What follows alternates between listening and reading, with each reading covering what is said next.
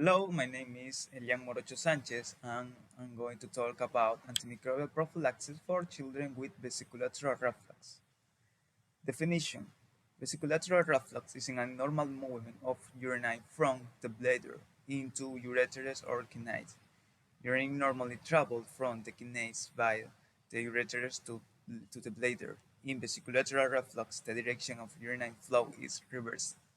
It's not supposed to flow back out. Vesicle is another name for the bladder, ureter are the tubes back to the kidney, and reflux means backflow. Urine is produced by the kidneys and travels down the ureters to the bladder. Normally, when the bladder contracts, the valve shuts and all the urine comes out one way. With reflux, the ureter and valve has not been formed properly, so the urine goes back up to the kidneys. When the bladder relaxes, the urine comes back down again. Reflux makes urine infections more common as there's always stagnant urine floating around. Reflux can be graded 1 to 5. Mild reflux is grade 1 and 2, where the urine flows back up but the ureters are not dilated. Most children will grow out of this mild reflux. In severe reflux, the ureters are very abnormal and are always dilated. There's more urine left in the system and urine infections are more common. With reflux, sometimes the kidney itself is also abnormally formed and may not fully work properly. This is called dysplasia. Reflux can lead to kidney damage if the urine becomes infected and gets carried up to the kidneys. This is called scarring. Getting treated early with antibiotics can help reduce scarring. As children grow and the ureters mature, many children will grow out of their reflux, especially if it's mild.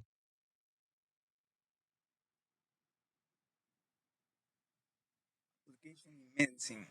Beer affects about 10% of children. About 1 in 3 children who have a UTI with a fever has a beer. The number of children with beer may be higher because some children with beer who do not have symptoms or problems are not tested. Although most are able to grow out of this condition, people who have severe cases may need surgery to protect their kidneys. Can cause acute pyelonephritis in children that may lead to renal scarring with the risk of later hypertension, renal insufficiency, preeclampsia during pregnancy.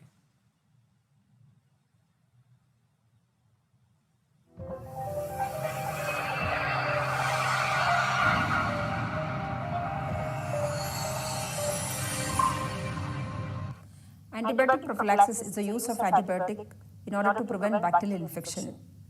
Because of the emergence of bacterial resistance and antibiotic toxicity, the indications for using this antibiotic as a prophylaxis is limited to certain conditions such as before surgery, before any dental procedure, and medical conditions such as recurrent urinary tract infection. In dental procedure, it is recommended in order to prevent infective bacterial endocarditis. So coming to the surgery where we use the maximum as a prophylaxis antibiotics. So the commonly used antibiotic are cephalosporins first and second generation, which include cefazolin 1 gram, cefuroxime 1.5 gram is used. And only one dose is recommended, and the duration, how long you will give, and the time of administering the antibiotic is very important. Ideally, it is recommended 30 minutes before surgery.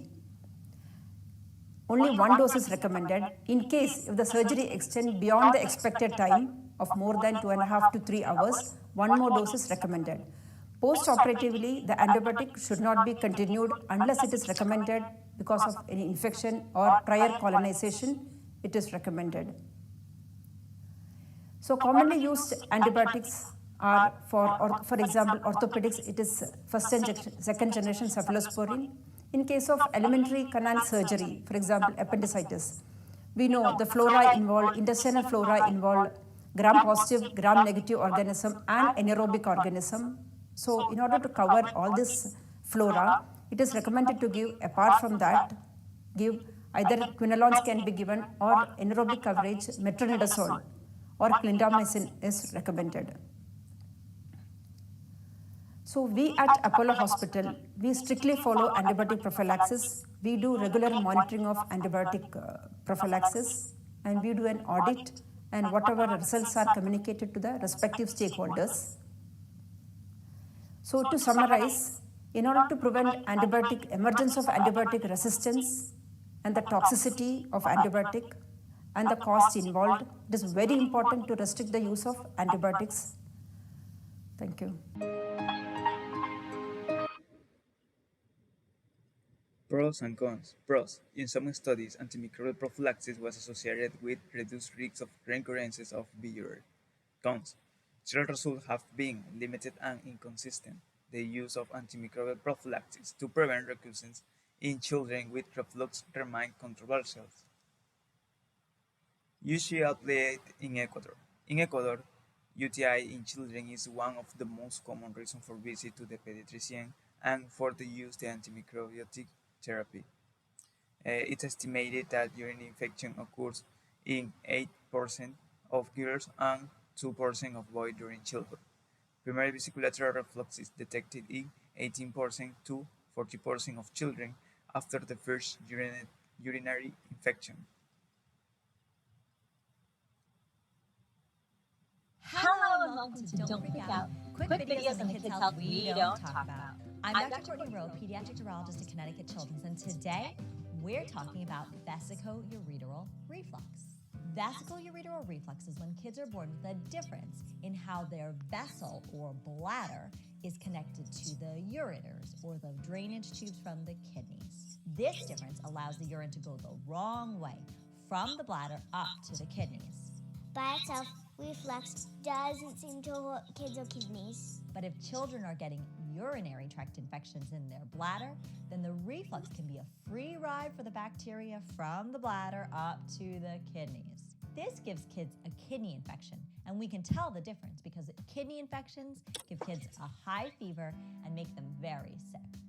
We think reflux happens in as many as 1 in 50 kids, but if they never get an infection, we might never know or need to know about the reflux. A lot of kids will outgrow reflux. But it can take time, up to 5 years.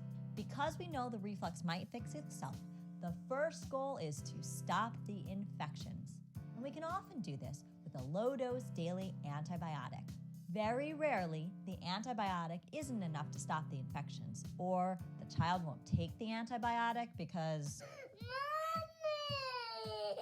or we decide that we don't want kids to be on antibiotics for years and years and years.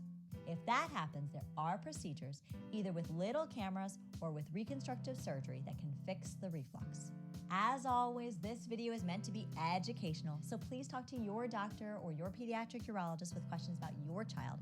But I hope this answers some of your questions about vesicoureteral reflux, and as always, that you don't freak out. It's just vesicoureteral reflux.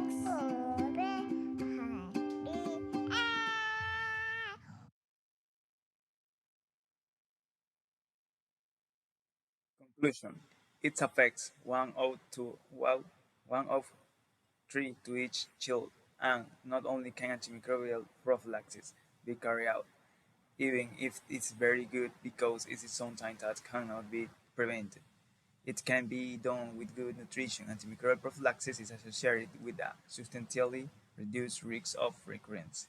So, it's an interesting and important approach to this condition. Thank you.